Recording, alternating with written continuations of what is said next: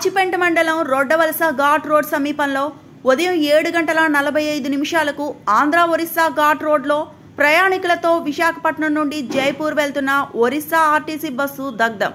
Driver అప్రమత్తంతో తప్పిన పెను ప్రమాదం.